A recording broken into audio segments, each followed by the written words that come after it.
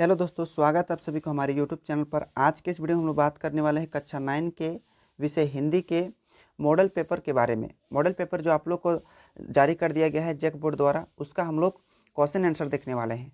जैसे कि आप लोग को पता होगा कि आप लोग का टोटल जो पूर्णांक है 40 नंबर का है और आपका समय जो दिया जाएगा 1.5 घंटे का दिया जाएगा, यानी 90 मिनट का समय आपको दिया जाएगा 40 प्रश्न सॉल्व करने के लिए। तो चलिए बिना देर किए इस वीडियो को हम लोग शुरू करते हैं। तो देखिए, छोटा छोटा मतलब कुछ निर्देश दिया गया है, उसको पालन करना जरूरी होता है।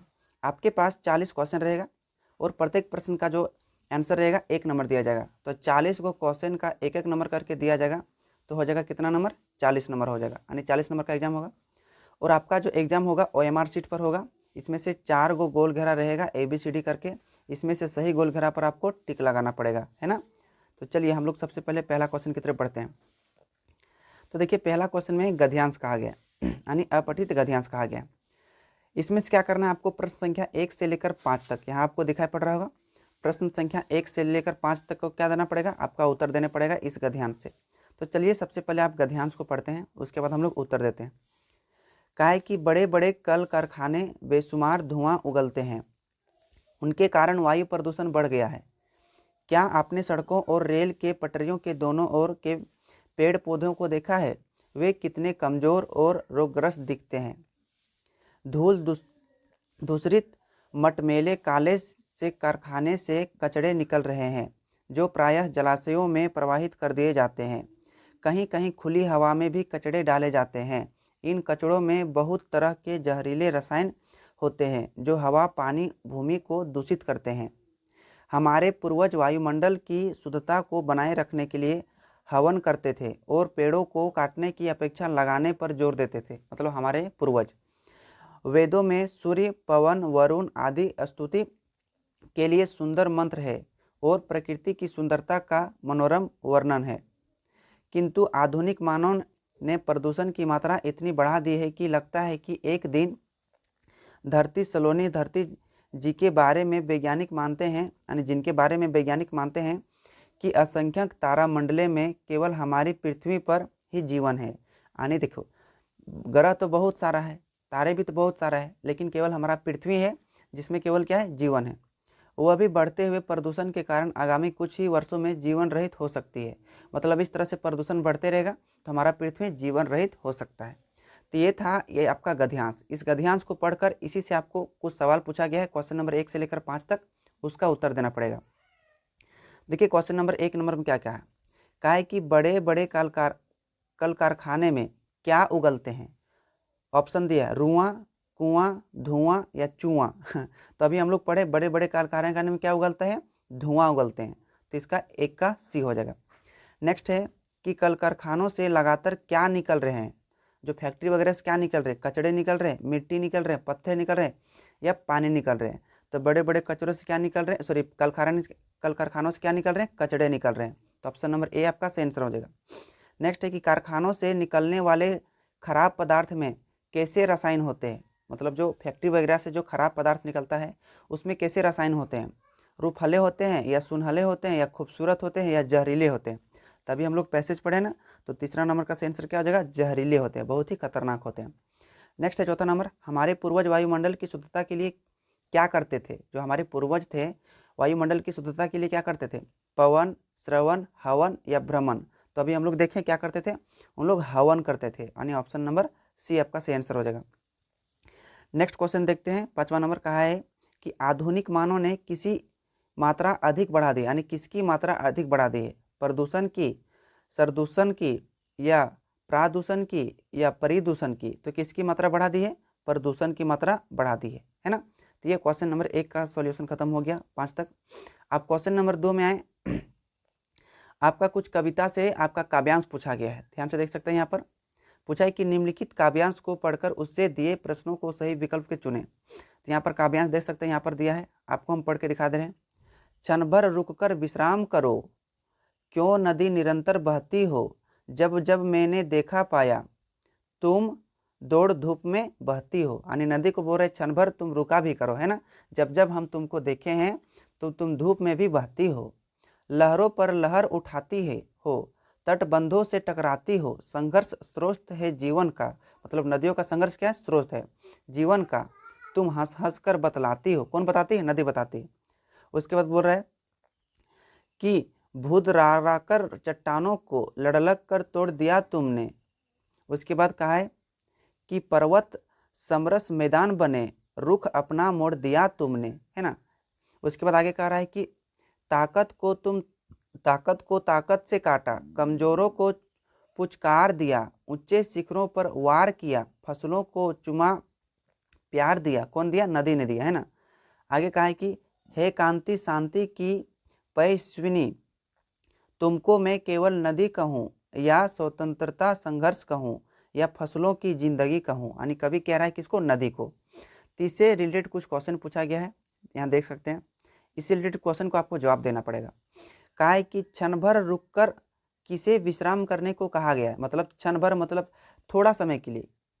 किसको रुककर मतलब कहा गया है? मतलब इस कविता में नदी को कहा गया है या धूप को कहा गया है या लकीर को कहा गया है या तटबंध को। तो इस कविता में किसे कहा गया है? क्षण भर रुकने के लिए नदी को कहा गया है। क्या कहा गया है? नदी को। जैसे क्षण भर रुककर विश्राम करो, क्यों नदी निरंतर बहती हो, यानी किसे कहा गया है? नदी को कहा गया। इस प्रकार से आपको आंसर देना पड़ेगा। तो 1 नंबर का क्या आ जाएगा आंसर? 1 नंबर का आंसर हो जाएगा ऑप्शन नंबर ए, यानी 6 नंबर का। 7वां नंबर है कि नदी ने किसे पुचकारा है। तो नदी ने किसे पुचकारा है? तो 7 नंबर का सही आंसर क्या आ जाएगा?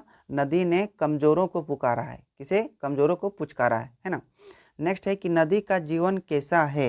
नदी का जीवन कैसा है? सरल है या मस्ती भरा है या संघर्ष भरा है या साधारण है। तो नदी का जीवन कैसा है? संघर्ष भरा है। कैसा है? संघर्ष भरा है। कहाँ पर हम लोग देखे थे संघर्ष भरा है?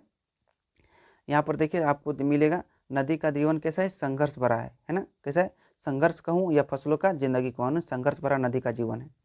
तो 8 नंबर का क्या हो जाएगा? 8 नंबर का ऑप्शन नंबर 3rd नंबर हो जाएगा। नेक्स्ट 9 नंबर क्वेश्चन है कि स्रोत का अर्थ होता है। तो स्रोत का अर्थ होता है माध्यम होता है। यहाँ किसे बताया गया? कवि ने माध्यम को बताया गया। नेक्स्ट कहा है कि जीवन का स्रोत क्या है? नदी है, संघर्ष है, नदी का संघर्ष है या निरंतर चलना है। तो जीवन का स्रोत क्या है? नदी है। क्या है? नदी है। अब नेक्स्ट क्वेश्चन की तरफ हम लोग बढ़ते हैं 11 नंबर। अब 11 नंबर में आपको यानी खंड जो ब है आपका पत्र लेखन है। क्या है? पत्र लेखन है। पत्र लेखन में आपको क्वेश्चन नंबर 11 से लेकर 15 तक आपको क्वेश्चन को सही आंसर देना पड़ेगा। तो देखिए यहाँ पर कुछ आपका पत्र लिख दिया है। कहा कि नीचे दिए गए पत्र लेखन के रिक्त स्थानों को सही विकल्प द्वारा भरे। यानी जो यहाँ पर एक छोटा सा पत्र लिख दिया गया है, इस पत्र में कुछ कुछ जगह खाली जगह दिया गया है। इस खाली जगह में क्या करना पड़ेगा? आपको भरना पड़ेगा। तो चलिए हम लोग भरते हैं। पहले कहा है कि सेवा में, तो पत्र लिखना आप लोग को आता होगा। सेवा में इसके बाद क्या लिखेंगे यहाँ पर? उसके बाद फिर दिया खाली घर छात्रावास में स्थान हेतु। सभी ने खाली घर दिया है। यह है कि मैं आपके विद्यालय की खाली घर फिर से दिया है। कक्षा छात्र छात्रा हूँ, मेरा घर यहाँ से काफ़ी दूर है, प्रतिदिन आना जाना 15, यानी फिर से खाली घर दिया। क्वेश्चन नंबर नहीं हो पाता है, इसलिए मैं छात्रावास में रहना चाहती या चाहता हूँ। अतः श्रीमान से प्रार्थना है, यानी श्रीमान यहाँ था, श्रीमान से प्रार्थना है कि मुझे छात्रावास में रहने की अनुमति देने की कृपा की जाए, आपका या आपकी आज्ञाकारी छात्र या छात्रा। तो ये जो आपको पत्र लिखा गया है इसमें कुछ कुछ क्वेश्चन खाली घर दिया गया है। इस क्वेश्चन में क्या करना पड़ेगा? आपको भरना पड़ेगा। तो जो पहला खाली घर जो दिया है क्या? सेवा में। तो सेवा में के बाद क्या भरा जाएगा? आपके पास ऑप्शन यहाँ पर 4 को दिया है। सेवा में के बाद क्या भरा जाएगा? प्रधानाध्यापक, प्राचार्य भरा जाएगा या शिक्षक या अध्यापक। तो सेवा में उसके बाद क्या भरते हैं हम लोग? प्रधाना अध्यापक भरते हैं।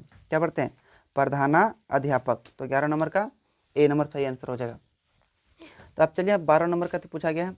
12 नंबर में यहाँ पर क्या पूछा गया था? 12 नंबर में देखिए खाली घर छात्रावास में स्थान हेतु। तो यहाँ पर ऑप्शन दिया है, वहाँ पर क्या भराएगा?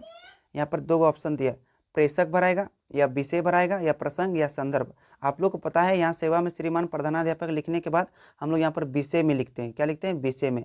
विषय में छात्रावास में स्थान पाने हेतु। तो इसमें क्या हो जाएगा? इसका विषय आपका सही आंसर हो जाएगा। नेक्स्ट तीसरा में क्या पूछा था? यहाँ पर देख सकते हैं कि सभी ने, यहाँ पर खाली घर दिया है, यह है कि मैं आपके विद्यालय की। तो यहाँ पर क्या भराएगा? सभी ने के बाद प्रार्थना भराएगा, महाशय भराएगा, महोदय भराएगा या निवेदक भराएगा। तो क्या भरा जाएगा? सभी ने निवेदन है कि, कहते हैं ना हम लोग, सभी ने निवेदन है कि यह मैं आपके विद्यालय का, कहते हैं ना। तो यहाँ क्या भराएगा? निवेदक। तो ऑप्शन नंबर डी नंबर आपका सही आंसर हो जाएगा। 14 नंबर पर फिर यहाँ पर क्वेश्चन क्या खाली घर कहा गया है कि विद्यालय की खाली घर का छात्र छात्रा हूँ। इसका मतलब किसके छात्र छात्रा हूँ? क्वेश्चन नंबर 14 कहा गया है कि 7वीं की, 8वीं की, 9वीं की या 10वीं की। आप देखिए, तो इसका सही आंसर क्या आ जाएगा, आप 9 क्लास पढ़ रहे हैं तो 9वीं मारना है। अगर कोई 8 क्लास में पढ़ता होगा तो वह 8वीं मारना है, क्योंकि यहाँ पर नहीं दिया गया है ना। तो आप 9 क्लास है इसलिए क्या मारना है, आपको 9वीं मारना है। नेक्स्ट चौथा नंबर, 5वां नंबर खाली घर क्या दिया है कि मैं प्रतिदिन आना जाना 15 नंबर क्वेश्चन है, खाली घर नहीं हो पाता है। अब क्या नहीं हो पाता है कि असंभव या संभव, सहज या सरल। तो क्या नहीं हो पाता है, संभव नहीं हो पाता है, यानी डेली डेली आने क्या होना पाता है, मेरा संभव नहीं हो पाता है। इसलिए आप मुझे क्या कीजिए, छात्रावास में जगह देने का प्रयास कीजिए। तो ये आपका हो गया 15 नंबर तक क्वेश्चन। अब हम लोग पढ़ते हैं हिंदी व्याकरण वाला जो दिया गया है। व्याकरण में आपको 16 से लेकर 25 तक, यानी 16 number, 17 number, 18 number, 19 number, 20 number और 5, यानी 10 ठो क्वेश्चन व्याकरण से पूछा गया है यहाँ से, है ना। तो चलिए 5-10 ठो हम लोग क्वेश्चन जवाब करते हैं। कई निम्नलिखित प्रश्नों के सही विकल्प को चुनने के लिए कहा गया है। पहा है कि अभिमान शब्द में मूल शब्द मान में इसमें कौन सा उपसर्ग है। देखिए उपसर्ग और प्रत्यय का वीडियो आप लोग को पहले ही दे चुके हैं। तो पूछा उपसर्ग, उपसर्ग मतलब होता है किसी शब्द से पहले। अब पूछा है कि मान क्या होता है, मान। तो अभिमान शब्द में मूल शब्द मान जो है इसमें क्या है, मान है या अभिमान है या अभि है या अति है।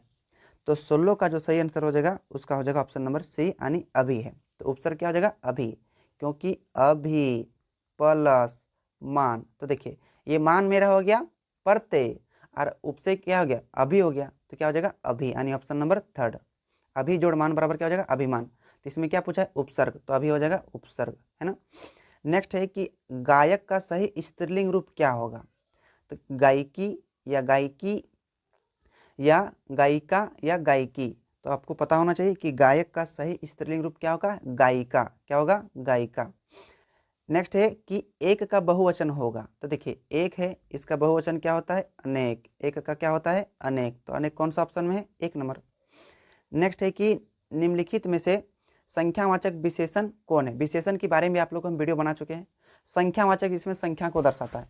सफ़ेद कमीज इसमें क्या है, रंग को दर्शा रहा है, यानी ये गुणवाचक होगा। लाल गुलाब इसमें रंग को दर्शा रहा है। 4 अमरूद, देखिए इसमें 4 आ रहा है, क्या है, अमरूद है। इस मतलब ये क्या है, ये संख्या दर्शा रहा है, इसका मतलब 4 अमरूद, ये संख्यावाचक विशेषण हो जाएगा, राइट आंसर। नेक्स्ट है कि सीमा अच्छी खाली घर है। सीमा अच्छी क्या है, कवित्री है या कवि है या कवियत्री है या कवित्री है। तो सीमा अच्छी क्या है, तो सीमा अच्छी कवित्री है, क्या है, कवित्री। देखो ये कवित्री बढ़िया से लिखा है, कवित्री, है ना। इधर वाला सब गलत लिखा है, तो याद रखिएगा। कवि तो होगा नहीं, कवि पुरुष के लिए प्रयोग करते हैं। तो सीमा एक अच्छी कवित्री है, तो कवित्री कौन वाला लिखा था, ध्यान से देख लीजिएगा आप लोग। नेक्स्ट है कि घी के खाली घर जलाना, मुहावरे में सही शब्द रिक्त स्थान से भरे। मतलब घी के अब क्या जलाना, बाती जलाना, कटोरा जलाना, दिए जलाना या दिए जलाना। तो देखिए यहाँ पर दिए दिए 2 लिखे लिया गया, मतलब 2 टाइप से लिखा गया। कौन सा दिए होगा, तो घी के दिए जलाना। दिए इस तरह से होता है ना, ये वाला दिए का मतलब होता है किसी को सामान दिए मतलब होता है, ये दिए जलाना। तो घी के दिए जलाना, तो यहाँ भरा जाएगा दिए, है ना। नेक्स्ट क्वेश्चन देखते हैं। मेरी इच्छा है कि मैं डॉक्टर बनूं, यह किस प्रकार का वाक्य है। वाक्य के बारे में आप लोग को हम बता चुके हैं और वीडियो दे चुके हैं। तो व्याकरण नाम का चैप्टर प्लेलिस्ट होगा, तो वहाँ पर जाकर चेक कर सकते हैं। तो मेरी इच्छा है कि मैं डॉक्टर बनूं, किस प्रकार का वाक्य, मेरी इच्छा है कि मैं डॉक्टर बनूं। जब ये की आ जाता है, जब ये की आ जाता है तो याद रखना इसमें मिक्स हो गया तो मिश्र वाक्य हो जाएगा। क्या हो जाएगा, मिश्र वाक्य हो जाएगा। नेक्स्ट है कि इसमें से किस वाक्य में कर्ता कारक ने चिन्ह का सही प्रयोग हुआ है। यानी कारक के जो 8 भेद होते हैं ना, जो 8 प्रकार के जो चिन्ह होते हैं, तो पूछा है कि कर्ता कारक के ने चिन्ह किस में प्रयोग हुआ है। तो माँ ने भोजन बना रही थी, तो माँ ने आपको सही वाक्य को चुनना पड़ेगा। माँ ने भोजन बनाई थी या माँ ने भोजन बनाया था। देखो ये तो था होगा नहीं। माँ ने भोजन बना चुकी थी, ये भी तो होगा नहीं। तो 23 नंबर का जो सही आंसर हो जाएगा आपका ऑप्शन नंबर क्या हो जाएगा, बी। माँ ने भोजन बनाई थी, बना रही थी नहीं, बनाई थी। तो ऑप्शन नंबर आपका क्या हो जाएगा, बी नंबर सही आंसर हो जाएगा। नेक्स्ट कहा गया है कि नीचे लिखे शब्दों में पहाड़ का पर्यायवाची शब्द कौन नहीं है। ध्यान से पढ़िएगा, कौन नहीं है। देखिए पहाड़ का पर्यायवाची शब्द पर्वत तो होता है, पठार नहीं होता है, भूधर भी होता है, शैल भी होता है। तो इनमें से कौन नहीं है, पठार नहीं है। अगला क्वेश्चन है कि कुल कुल का सही अर्थ भेद क्या है। तो कुल कुल का अर्थ मतलब क्या होता है, पशु पक्षी की आवाज़ या वंश किनारा या आकार प्रकार या आग पानी। तो देखिए कुल कुल का सही अर्थ क्या होता है, वंश किनारा। ऑप्शन नंबर आपका बी सही आंसर हो जाएगा। अब हम लोग देखते हैं पाठ्य पुस्तक के आधार पर जो आपका प्रश्न जो पूछा गया है खंड नंबर द में, इसमें से 16 से लेकर 40 तक पूछा गया है। इसमें भी आपका 15 क्वेश्चन आपका पाठ्य पुस्तक यानी किताब से पूछा गया कि झुरी अपने बेलों को कहाँ पर बांधते हैं। जो झुरी थे अपने बेलों को कहाँ बांधते थे, चरनी पर, धरनी पर, बिरनी पर या किरनी पर। तो 26 का जो सही आंसर हो जाएगा ऑप्शन नंबर ए, यानी चरनी पर बांधती थी धुरी अपने बेलों को। ये तो याद होना चाहिए आप लोग को। नेक्स्ट है कि पाठ सावले सपने के याद में, यानी पाठ सावले सपने के याद में वर्डवाचक किसे कहा गया था, यानी वर्डवाचक किसे कहा गया था, सालिम अली को या जाबिर अली को या काबिर अली को या सालिक अली को। तो पाठ सावले सपने के याद में वर्डवाचक किसे कहा गया था, तो वर्डवाचक किसे कहा गया था, सालिम अली को कहा गया था। ऑप्शन नंबर आपका ए सही आंसर हो जाएगा। नेक्स्ट है कि कवि रसखान किनकी भक्ति में लीन रहते थे। जो रसखान जो थे किसकी भक्ति में लीन रहते थे, ऑप्शन दिया है राम के या कृष्ण के या शिव के या ब्रह्मा के। तो कवि जो रसखान थे किसकी भक्ति में लीन रहते थे, तो कृष्ण भक्ति में लीन रहने थे। ऑप्शन नंबर बी आपका सही आंसर हो जाएगा।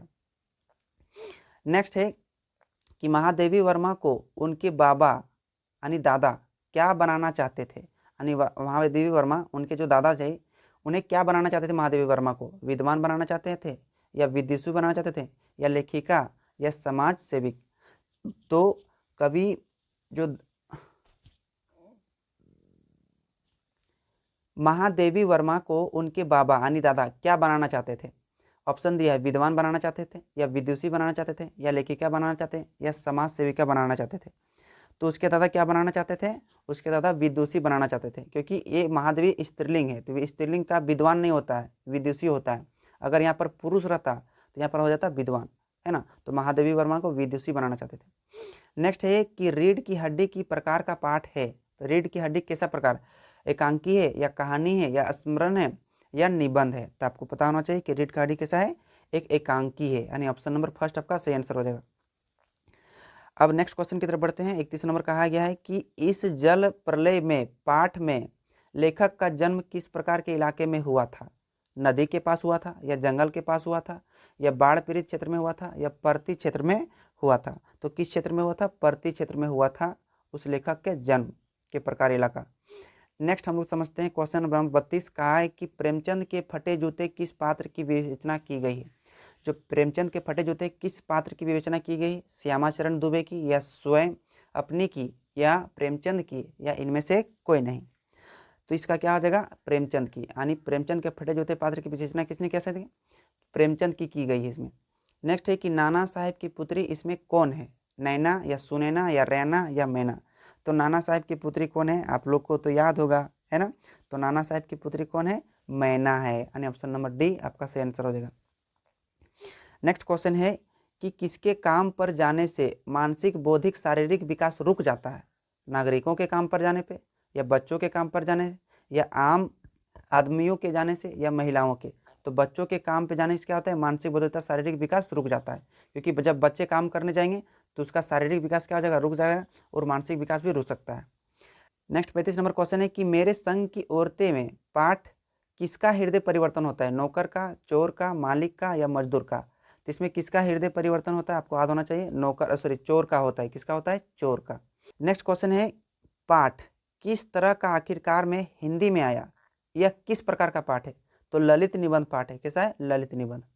नेक्स्ट है कि माँ ने किस दिशा में मृत्यु का दिशा कहा है, जो आप लोग के चैप्टर में है, माँ ने किस दिशा को मृत्यु का दिशा कहा है, पूरब दिशा को या पश्चिम दिशा को या उत्तर दिशा को या दक्षिण दिशा को। घर में सबके मम्मी पापा कहते हैं कि पूरब दिशा की ओर मुंह करके नहीं सोना चाहिए, है ना।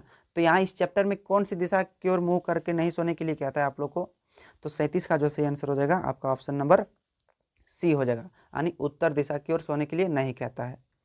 नेक्स्ट हम लोग समझते हैं 38 नंबर, मेघ आए बन ठन के खाली घर के सही शब्द खाली जगह को भरे।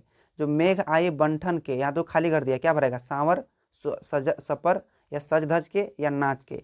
तो 38 का जो सही आंसर हो जाएगा आपका ऑप्शन नंबर सी, यानी मेघ आए बंठन के सज धज के, है ना, सज धज के हो जाएगा।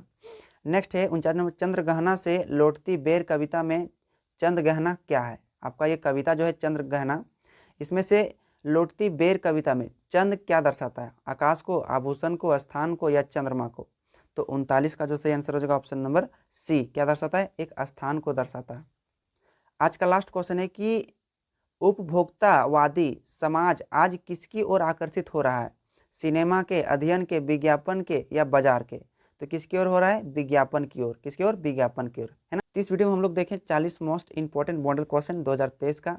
उम्मीद करते हैं कि ये 40 में से 40 क्वेश्चन को आप सही उत्तर दे पाए होंगे। आप जितना उत्तर सही दे पाए आप कमेंट बॉक्स में कमेंट जरूर कीजिएगा। और अभी तक आप हमारे चैनल को सब्सक्राइब नहीं किए तो चैनल को सब्सक्राइब करके बेल आइकन को दबा दीजिएगा, ताकि हमारे आने वाले हर एक वीडियो का नोटिफिकेशन सबसे पहले पहुंचते रहेंगे।